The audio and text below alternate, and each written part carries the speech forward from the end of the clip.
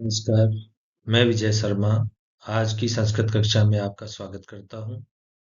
आज हम कक्षा 5 नई दीप मणिका के पाठ 16 संख्यावाची शब्दः इसका अध्ययन करेंगे।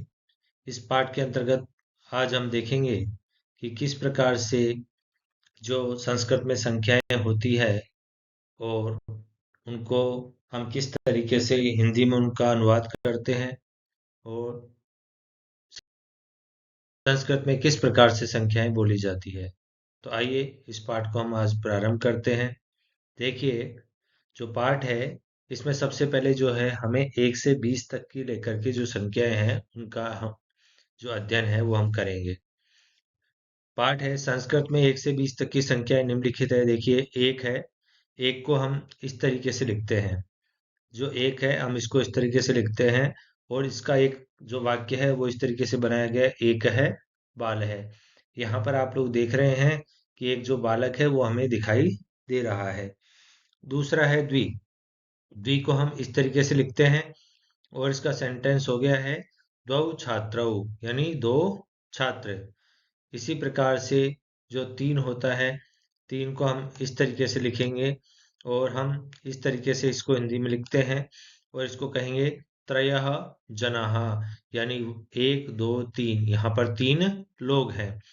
चतुर, चतुर का मतलब क्या होता है? चार, इसका हो गया चत्वारः खगा, एक दो तीन चार, यानी चतवार खगा यानी चार पक्षी।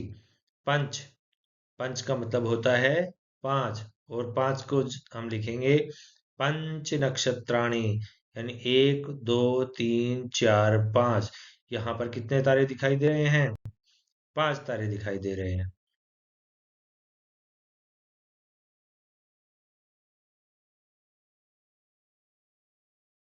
आगे देखिएगा, आगे हम पढ़ेंगे सठ। सठ यानी छह।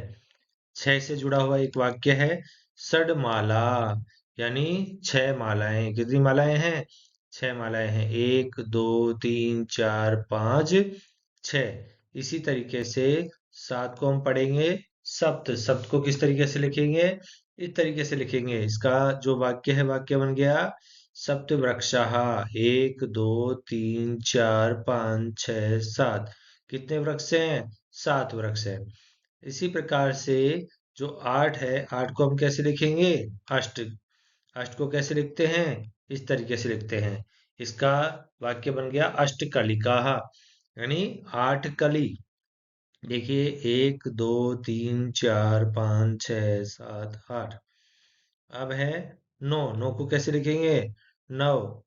नव रत्नानी, यानी नौ रत्न। एक दो तीन चार पाँच छह सात आठ नौ, यानी कितने रत्न हो गए? नौ हो गए। तो नौ को क्या कहेंगे? नव।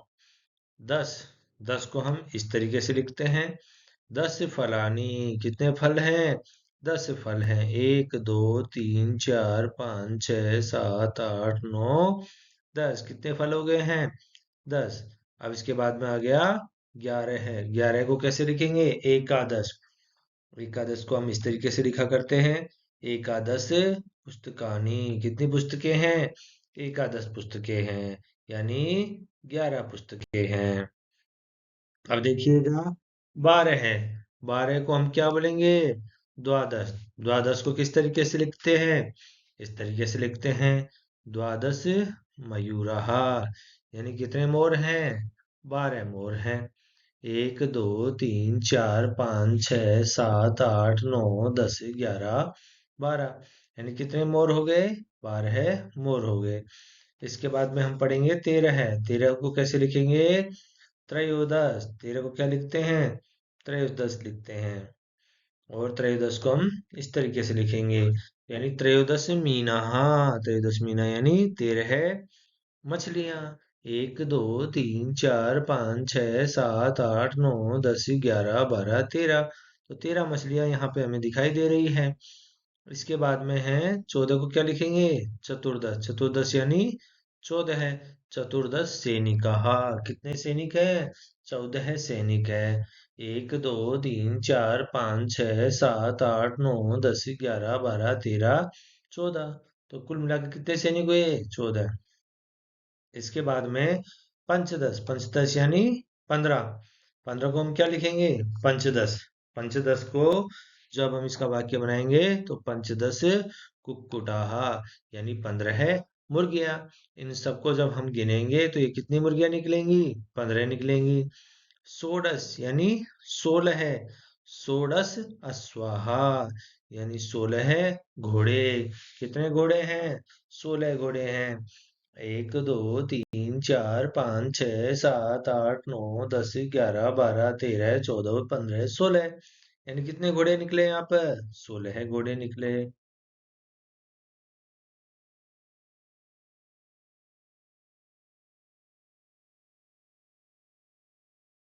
देखिएगा, इसके बाद आगे की संख्या हम पढ़ते हैं। 16 के बाद क्या आएगा? 17। 17 को क्या बोलेंगे? सप्तदश, यानी सप्तदश गजाहा। कितने गजा हैं? सप्तदश गजाहा, यानी हाथी। तो यहाँ पर हम जब इसको गिनेंगे तो पूरे मिलाकर के कितने निकलेंगे? 17 हाथी। इसके बाद में है अष्टादश। अष्टादश को हम किस तरीके से लिखते हैं? अष्टादश यानी 8 और 10। अष्टादश बालिका। कितनी बालिकाएं हैं? 18 बालिकाएं हैं। इसके बाद में है 19। 19 को हम नवदश भी लिखते हैं, यानी 9 और 10 यानी 19। और एकोन विंशति, यानी एक कम विंशति में, विंशति यानी 20 में एक कम जब हो जाएगा तो कितना बन जाएगा? एकोन विंशति। इसका वाक्य बनाएंगे तो क्या बन गया? एकोन विंशति पुष्पाणि, यानी 19 पुष्प। इसके बाद में है विंशति। विंशति यानी 20। विंशति ही वानरहा, यानी 20 बंदर। जब हम इसकी गणना करेंगे तो ये कुल मिला के कितने बंदर होंगे? 20 बंदर होंगे। इसके बाद में 20 को हम इस तरीके से लिखते हैं, और 30 को किस प्रकार से लिखेंगे? 30 को इस तरीके से लिखेंगे। 63। 40 को कैसे लिखेंगे? 40 को ऐसे लिखेंगे। क्या लिखेंगे? चत्वारिंशत्। 50 को कैसे लिखेंगे? ऐसे लिखेंगे, यानी 50 50। और 60 को हम कैसे लिखेंगे? षष्ठी ही, यानी 60। 70 को सप्तति ही। 80 को अशीति ही। 90 को नवति ही। और शतम को 100।